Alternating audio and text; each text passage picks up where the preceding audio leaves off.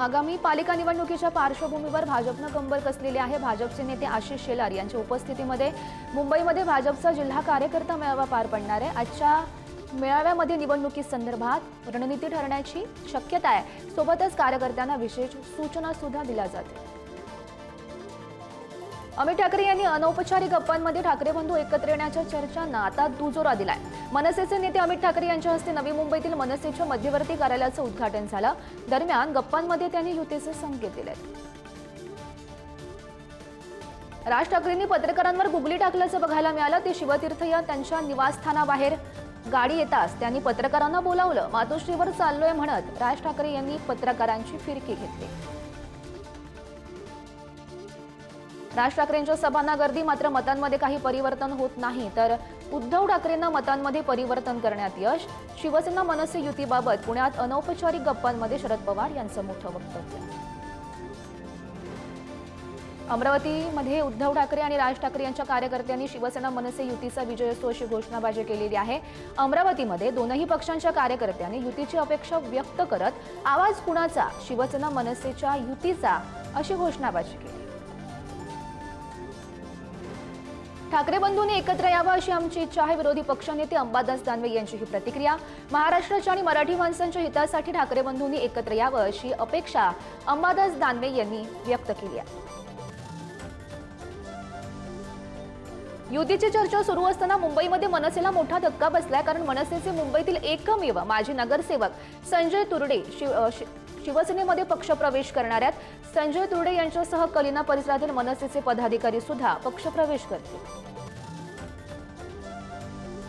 दादरमधील शिवाजी पार्कमधील शालेय शिक्षणामध्ये हिंदी सक्तीच्या मुद्द्यावरून बॅनरबाजी करण्यात आली। शासन आदेश हवा, GR काढा, हिंदीला टाळा अशा आशयाचे बॅनर लावण्यात आलेले आहेत।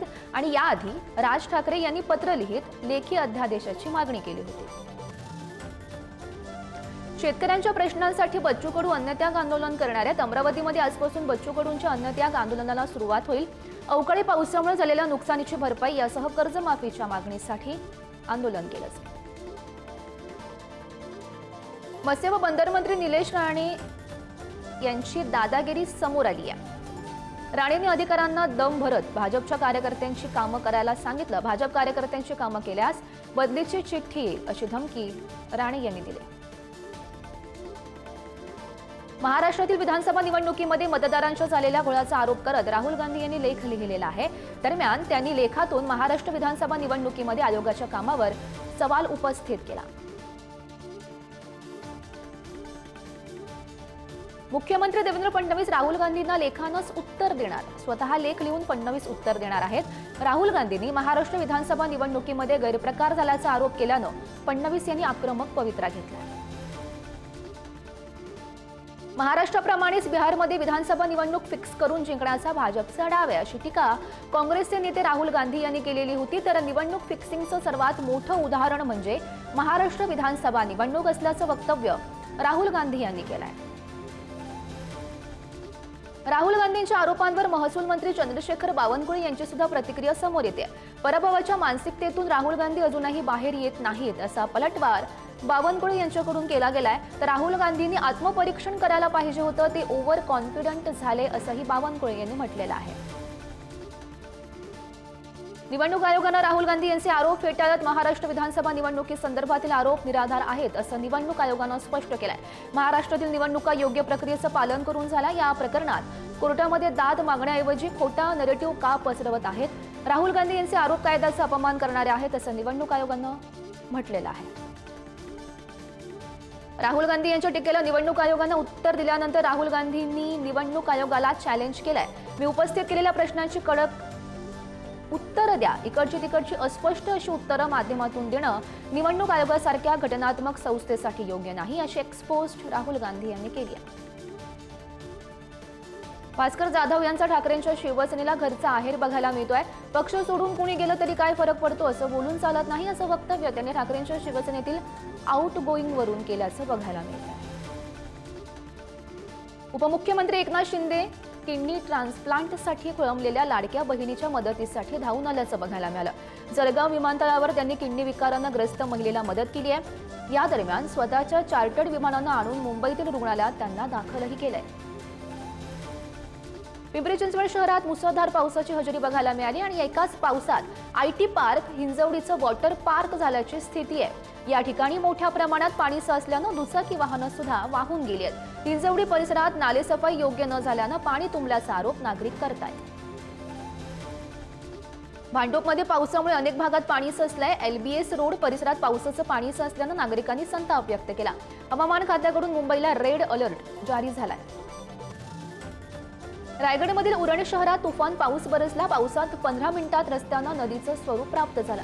काही वाहनं पाण्याखाली गेली। या पावसात नागरिकांची वाहनं चालकांची एकच तारांबळ उडाली आहे। एकाच पावसात अशी अवस्था झाल्यानं नागरिकांनी संताप व्यक्त केला।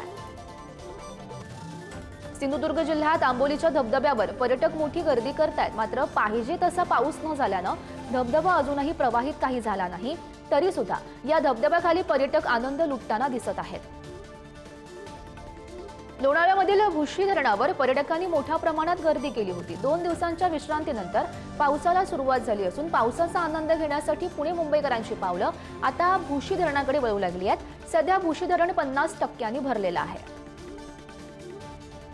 नाशिकच्या मनमाड नांदगावमध्ये मुसळधार पाऊस बरसला। मान्सूनच्या आगमनानं बळीराजा सुखावलाय। शेती मशागतीनंतर आता पेरण्यांची लगबग सुरू होणार आहे। यापूर्वी अवकाळीनं शेती पिकांचं मोठं नुकसान झालं होतं। मात्र मान्सूनच्या समाधानकारक पावसानं शेती कामांना आता वेग येणार असल्याचं बघायला मिळतंय। छत्रपती संभाजीनगरमध्ये वादळी वाऱ्यासह जोरदार पाऊस बरसलाय। संभाजीनगरच्या पालखेड गावातल्या शिवारात हा पाऊस झालाय। या पावसामुळे शेताला तळ्याचं स्वरूप आलं असून अनेक झाडं देखील पडली आहेत। या जोरदार पावसानं रस्त्यावर पाणी साचलेलं होतं। कोल्हापूर जिल्ह्यात जोरदार पावसाची हजेरी बघायला मिळाली होती। पावसामुळे रस्ते जलमय झाले होते। त्यामुळे रस्त्यावरून प्रवास करताना नागरिकांना मोठी कसरत करावी लागत होती। अनेक भागात पाणी सुद्धा साचलेलं होतं। पुण्याच्या मावळमध्ये मुसळधार पावसाची हजेरी बघायला मिळाली। पावसामुळे अनेक भागात पाणी साचलंय। त्यामुळे नागरिकांची तारांबळ उडाली आहे। दुसरीकडे शेतकऱ्यांनी आनंद व्यक्त केलाय। पावसामुळे भात पिकांची तयारी करण्यासाठी शेतकऱ्यांची लगबग सुरू झाली आहे। जालन्यामध्ये पावसाची हजेरी बघायला मिळाली। पावसामुळे वातावरणात गारवा निर्माण झाला असून उकाड्यापासून नागरिकांना काहीसा दिलासा मिळाला, तर शेती कामांना ब्रेक लागण्याची शक्यता असल्यानं शेतकरी मात्र चिंतेत सापडले। मनमाड शहर परिसरात पावसाची जोरदार हजेरी बघायला मिळाली। वादळी वाऱ्यासह सुमारे दमदार पाऊस पडला असून पावसाला सुरुवात होताच वीज पुरवठा खंडित झाला होता। पावसानं वेळेवर हजेरी लावल्यामुळे खरीपाची पेरणीचा मार्ग आता मोकळा झाल्याचं पाहून शेतकऱ्यांमध्ये समाधानाचं वातावरण निर्माण झालंय। इगतपुरी शहरात मुसळधार पाऊस बरसला आणि या पावसामुळे अनेक भागात पाणी साचलेलं होतं। अनेक दिवसांपासून पावसानं विश्रांती घेतल्यानंतर अचानक बरसल्यानं नागरिकांनी दिलासा व्यक्त केला। पनवेलमधील गाढेश्वर, देहरंग, मोरबे धरणासह इतर पावसाळी पर्यटन स्थळांवर पर्यटकांना प्रवेशबंदी केली गेली आहे। वाजे फाटे येथे वरिष्ठ पोलीस निरीक्षकांच्या मार्गदर्शनाखाली नाकाबंदी करण्यात आल्याचं बघायला मिळत आहे। धुळ्यामध्ये पावसाच्या हलक्या सरी बरसलेल्या आहेत। पाऊस वेळेवर आल्यानं पेरणी केलेल्या पिकांना नवसंजीवनी मिळणार आहे। तसंच उर्वरित पेरण्यांना देखील वेग येईल। धुळ्यात पावसाच्या हलक्या सरींचं आगमन झालं असलं तरी सुद्धा शेतकऱ्यांना मुसळधार पावसाची अपेक्षा आहे। सिंधुदुर्गामध्ये दुपारपासून पावसाच्या हलक्या सरी बरसलेल्या आहेत। काही दिवसांपासून विश्रांती घेतलेल्या पावसानं पुन्हा एकदा हजेरी लावली। आज कणकवलीमध्ये काही ठिकाणी दुपारनंतर पावसाला सुरुवात झालेली होती। कल्याण डोंबिवलीमध्ये पावसाची हजेरी बघायला मिळालेली होती। या पावसामुळे सकल भागामध्ये पाणी साचलेलं होतं। त्यामुळे जनजीवन विस्कळीत झालं। काही ठिकाणी घरांमध्ये सुद्धा पाणी साचल्याचं बघायला मिळालं। रायगड जिल्ह्यात पुन्हा एकदा पावसाची हजेरी बघायला मिळाली। 6 दिवसांच्या विश्रांतीनंतर पावसानं हजेरी लावल्यानं उकाड्यापासून नागरिकांना दिलासा मिळालाय। काही भागात ढगांच्या गडगडाट आणि विजांच्या कडकडाटासह पावसाची हजेरी बघायला मिळाली। सांगलीमध्ये संभाव्य पूरस्थितीच्या पार्श्वभूमीवर आपत्ती आणि बचाव कार्य प्रात्यक्षिक केलं गेलं।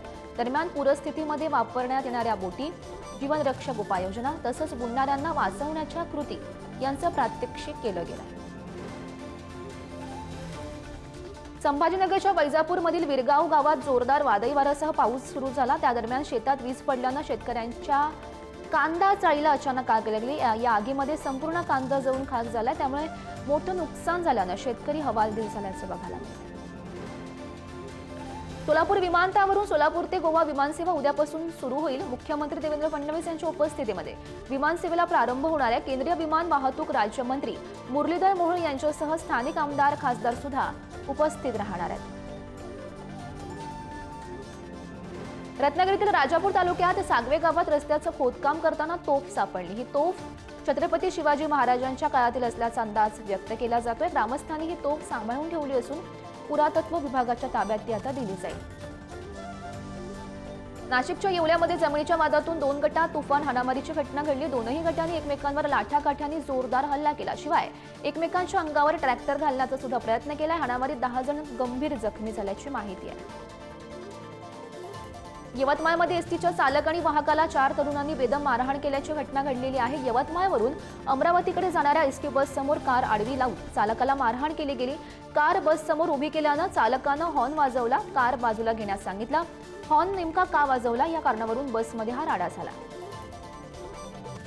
कोकण किनाऱ्यावर उधाणलेल्या समुद्राच्या लाटांमधून ओव्हरलोड असलेल्या डंपर चालकानं प्रवास केलाय। या थरारक प्रवासाचा व्हिडिओ सध्या सोशल मीडियावर व्हायरल होतोय। हा व्हिडिओ रत्नागिरीच्या दापोली तालुक्यातील हरणी समुद्र किनाऱ्यावरचा असल्याची चर्चा आहे। मुंबईमध्ये काल नालेसफाईची डेडलाईन संपली। 7 जून पर्यंत नालेसफाईची डेडलाईन दिलेली होती। मुंबईमध्ये पुन्हा पावसाला सुरुवात होणार असून नालेसफाई संदर्भात मुंबईकरांच्या मनात चिंतेचं वातावरण आहे। मिठी नदी स्वच्छता घोटाळा प्रकरणात ईडीनं अभिनेता डिनो मोरियाला पुढील आठवड्यात हजर राहण्यासाठी समन्स बजावलं। काल डिनो मोरियाची ईडीनं तब्बल 13 तास चौकशी केली। तसंच त्याच्या घरावर छापे टाकून महत्त्वाच्या कागदपत्रांची तपासणी करण्यात आल्याची माहिती आहे। मुंबईच्या वसई परिसरात ठेकेदाराचा अजब प्रकार समोर आलाय। भर पावसात या ठेकेदाराकडून रस्त्यावर डांबरीकरण सुरू आहे। त्यामुळे भर पावसात रस्त्यावर सुरू असलेल्या डांबरीकरणावरून ठेकेदार संबंधित अभियंता यांची मनमानी सुरू असल्याचं दिसून आलं। वर्धा जिल्ह्याच्या आर्वी येथे आमदार दादाराव केसे यांनी आज रस्त्याच्या बांधकामाची पाहणी केली। रस्त्याचं काम ठरवून दिल्याप्रमाणे होत नसताना दादाराव केसे यांनी संताप व्यक्त केलाय। कुठे रस्त्याची रुंदी कमी तर कुठे रस्ता दुभाजक लहान असल्याची स्थिती आहे। ठाण्यातील घोडबंदर मार्गावरील वाहतुकीमध्ये मेट्रोच्या कामामुळे बदल करण्यात आलेले आहेत। पिलरवर गर्डर टाकण्याचं काम सुरू असल्यानं 3 दिवस रात्री 11 ते पहाटे 6 वाजेपर्यंत वाहतुकीमध्ये बदल करण्यात आलेले आहेत। इंदापूर तालुक्यात येणाऱ्या 5 पालखी सोहळ्यांसाठी आणि लाखो वारकऱ्यांच्या सेवेसाठी प्रशासन सज्ज झाले अशी माहिती क्रीडामंत्री दत्तात्रय भरणे यांनी दिली। पाणी, रस्ते, स्वच्छता, सुरक्षा यासह सर्व विभागांनी समन्वयानं काम करावं अशा सूचना सुद्धा त्यांनी दिल्या। नागपूर महानगरपालिकेकडून स्वच्छता कर्मचाऱ्यांना सुरक्षा कवच उपलब्ध होणार आहे। पावसाळ्यापूर्व तयारीच्या अनुषंगानं सुरक्षा कर्मचाऱ्यांना mask, hand gloves, safety jacket, gum boot इत्यादी सुरक्षा साहित्याचं वाटप करण्यात आलं। कर्मचाऱ्यांच्या सुरक्षेसाठी सुरक्षा कवच उपयुक्त ठरेल। समृद्धी महामार्गावरून मुंबईला जाण्यासाठी नाशिककरांना चक्क दुहेरी टोल भरावा लागणार आहे। नाशिककरांना मुंबईकडे जाताना 38 किलोमीटर अंतरावर घोटीचा टोल 160 रुपये आणि याच टोल नाक्यावरून अवघ्या 8 किलोमीटरवर असलेल्या इगतपुरीपासून समृद्धी महामार्गाद्वारे मुंबईला जाण्यासाठी वेगळा टोल भरावा लागणार असल्याचं सध्या समोर आलंय। एसटी महामंडळाच्या तोट्यामुळे एसटी कर्मचाऱ्यांचं वेतन रखडण्याची शक्यता आहे। एसटी कर्मचाऱ्यांच्या वेतनासह महामंडळाची एकूण थकीत देणी रक्कम 7,000 कोटी रुपयांच्या वर आहे, तर संचित तोटा 10,000 कोटी रुपयांच्या वर गेलाय। नवी मुंबई महापालिका कार्यक्षेत्रात गेल्या 5 महिन्यात 101 डेंग्यू संशयित रुग्ण तर 3 दूषित डेंग्यू रुग्ण आढळून आले। दरम्यान एचआयव्हीचे 40 नमुने पुणे शासकीय रुग्णालयामध्ये तपासणीसाठी पाठवण्यात आलेले आहेत। गोव्याच्या आरोग्य मंत्र्यांनी रुग्णांशी उद्धट बोलणाऱ्या डॉक्टरांच्या निलंबनाचे आदेश दिलेले आहेत। आरोग्य मंत्री विश्वजित राणे यांनी अचानक रुग्णालयाला भेट दिली। दरम्यान डॉक्टरच्या उद्धट वर्तनाबद्दल माहिती मिळताच संतापानं त्यांचं निलंबन केलं गेलं।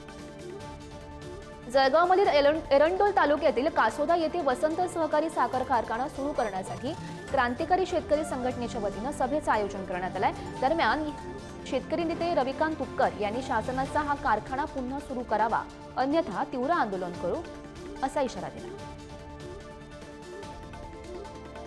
पुणे नाशिक महामार्गावरील कळंब बायपास अपघाताचा ब्लॅक स्पॉट ठरलाय। वर्षभरात या ठिकाणी अपघातात 10हून अधिक जणांनी अपघातात आपले प्राण गमावलेले आहेत। या विरोधात नागरिकांनी शवविच्छेदन केलेला मृतदेह असणारी रुग्णवाहिका आडवी लावत महामार्गावर आंदोलन केलं। प्रशासनानं आश्वासन दिल्यानंतर आंदोलन अखेर मागे घेण्यात आलं। मुंबई ते नागपूर या 701 किलोमीटरच्या हिंदू हृदय सम्राट बाळासाहेब ठाकरे महाराष्ट्र समृद्धी महामार्गावर एसटी बसेसना धावण्यास परवानगी द्यावी अशी मागणी समाजवादी पक्षाचे भिवंडी पूर्वचे आमदार रईस शेख यांनी केली आहे। या संदर्भात त्यांनी मुख्यमंत्री फडणवीस आणि शिंदेंना पत्र सुद्धा लिहिले आहे। बारामतीमध्ये ओबीसी नेते लक्ष्मण हाके यांच्या प्रतिमेला जोडे मारो आंदोलन केलं गेलं। दरम्यान हाके यांनी अजित पवार यांच्या विरोधात बेताल वक्तव्य केल्याप्रकरणी निषेध म्हणून हे आंदोलन करण्यात आलं। कल्याणमधील दुर्गाडी किल्ल्याच्या पायथ्याशी शिंदेंच्या शिवसेनेकडून घंटानाद आंदोलन केलं गेलंय। बकरी ईदमुळे किल्ल्यावरचं मंदिर पोलीस प्रशासनानं बंद ठेवल्यानं घोषणाबाजी करण्यात आली। पोलिसांच्या भूमिकेवर शिंदे सेनेकडून आक्षेप घेण्यात आला। राज ठाकरे आणि सचिन तेंडुलकर यांनी अभिनेता आमिर खानच्या आगामी चित्रपट सितारे जमीन परच्या स्पेशल स्क्रीनिंगला हजेरी लावली। राज ठाकरे आणि सचिन तेंडुलकर जेव्हा स्क्रीनिंगमध्ये आले तेव्हा उपस्थितांनी त्यांचं स्वागत करत टाळ्या वाजवून अभिनंदन केलं। नांदेडमध्ये छत्रपती संभाजी महाराज यांची तिथीनुसार जयंती साजरी झाली आहे। शिवप्रतिष्ठानतर्फे भव्य शोभायात्रा काढण्यात आली। या शोभायात्रेत संभाजी महाराजांचा अश्वारूढ पुतळा, पारंपरिक खेळ, शस्त्र प्रदर्शनाचं प्रात्यक्षिक दाखवण्यात आलं। सिंधुदुर्गच्या कुडाळमध्ये अतिशय दुर्गम ॲटलस मॉथ नावाचा पतंग पक्षी आढळला। निसर्ग अभ्यासकांनी हा भला मोठा पक्षी पाहिला। आशियातील जंगलामध्ये आढळणारा हा एक मोठा सॅच्युरनीड पतंग आहे। हा पतंग 12 इंच एवढा मोठा असून पंखांच्या वर भाग लालसर तपकिरी त्याच्या रंगाचा आहे। बळेगावमधील इटना गावात बकरीच्या दरानं उच्चांक गाठला। 2 बकऱ्या तब्बल 5,10,000 रुपयांना विकल्या गेल्यात। यापैकी एक बकरा 3 लाखांना तर दुसरा बकरा 2,10,000 रुपयांना विकला गेला। सांगली आणि मिरज शहरात बकरी ईद उत्साहात साजरी झाली। दरम्यान दोनही शहरातील ईदगाह मैदानावर नमाज पठण केला गेला। दरम्यान मुस्लिम समाजातील बांधव मोठ्या संख्येने उपस्थित होते। दरम्यान पोलीस आणि राजकीय नेत्यांनी सर्वांना शुभेच्छाही दिलेल्या आहेत। बेळगाव शहर आणि परिसरातील मुस्लिम बांधवांनी बकरी ईद सण उत्साहात साजरा केला। या सणाच्या निमित्तानं शहरातील ईदगाह मैदानावर शेकडो मुस्लिम बांधवांच्या उपस्थितीमध्ये सामूहिक नमाज पठणाचा कार्यक्रम पार पडलेला आहे। बुलढाणा जिल्ह्याच्या संग्रामपूर तालुक्यातील पातुर्डा गावात रानडुकरांनी नागरिकांवर हल्ला केल्याची घटना घडली। या हल्ल्यात 10 वर्षाच्या मुलासह 4 जण जखमी आहेत। हल्ल्यातील जखमींना उपचारासाठी रुग्णालयामध्ये दाखल केलं गेलंय। नाशिकच्या चांदवडमध्ये 60 वर्षीय महिलेवर बिबट्यानं हल्ला केलाय। हल्ल्यात महिला गंभीर जखमी झाली असून तिच्यावर उपजिल्हा रुग्णालयामध्ये उपचार सुरू आहेत। 2 दिवसांपूर्वी भडाणे गावात बिबट्याच्या हल्ल्यात एका शेतकऱ्याचा मृत्यू झाला होता। दोनही घटनांमुळे परिसरात भीतीचं वातावरण आहे। ज्ञानेश्वर माऊलींच्या पालखी सोहळ्यातील वारकऱ्यांची सेवा करून पालखी सोहळा यशस्वी करणार आहेत अशी भावना मंत्री जयकुमार गोरे यांनी व्यक्त केली। सोहळ्यातील वारकऱ्यांच्या सेवेसाठी आता प्रशासनाकडून चांगल्या प्रकारचं नियोजन करण्यात आलं आहे। 27 जूनपासून श्री विठ्ठल रुक्मिणीचे 24 तास दर्शन सुरू होणार आहे अशी माहिती मंदिर प्रशासनाच्या सह अध्यक्ष गहिनीनाथ महाराज औसेकर यांनी दिली आहे। तर आषाढी एकादशीची शासकीय महापूजा राज्याचे प्रमुख म्हणून मुख्यमंत्री देवेंद्र फडणवीस सपत्नीक करतील। पुण्यामध्ये संत तुकाराम महाराजांच्या आषाढीवारी पालखी प्रस्थान सोहळ्यासाठी देहू देवस्थान विश्वस्तांनी अजित पवार यांची भेट घेतली। दरम्यान अजित पवार यांना निमंत्रण देण्यात आलं। अजित पवार आणि सुनेत्र पवार यांना 18 जूनला देहू ते पंढरपूर पालखी प्रस्थान पादुकांच्या पूजनाचा मानही देण्यात आलाय। पंढरपूरमध्ये श्री विठ्ठल रुक्मिणी मंदिर समिती बैठक गोंधळ झाल्याचं बघायला मिळालं। आषाढी यात्रेच्या पार्श्वभूमीवर मंदिर प्रशासनाची बैठक आयोजित केली गेलेली होती। मात्र बैठकीमध्ये मंदिर प्रशासनाविरोधात घोषणाबाजी करत मंदिर समिती बरखास्त करण्याची मागणी सामाजिक संघटनांनी केलेली आहे। संत तुकाराम महाराजांच्या देहूमध्ये आज भक्तांची मांदियाळी जमलेली होती। निर्जला एकादशी निमित्तानं पहाटेपासून वारकरी भाविक गर्दी करतायत। संत तुकोबांच्या दर्शनासाठी मोठ्या रांगा लागल्यात। गडचिरोलीमध्ये गोदावरी नदीपात्रात 6 तरुणांचा बुडून मृत्यू झाला। गोदावरी नदीमध्ये अंघोळीसाठी गेलेल्या तरुणांचा पाण्याचा अंदाज त्यांना न आल्यानं बुडून मृत्यू झालाय। तेलंगणा पोलीस मच्छीमारांच्या मदतीनं शोध मोहीम राबवत आहेत। गोदावरी नदीपात्रात बुडून मायलेकीसह पुतणीचा मृत्यू झाला। नांदेडच्या उमरी तालुक्यातील भायगावात ही घटना घडली। या तिघी नदीवर कपडे धुण्यासाठी गेल्या होत्या। त्या दरम्यान पाण्याचा अंदाज न आल्यानं त्यांचा बुडून मृत्यू झाला।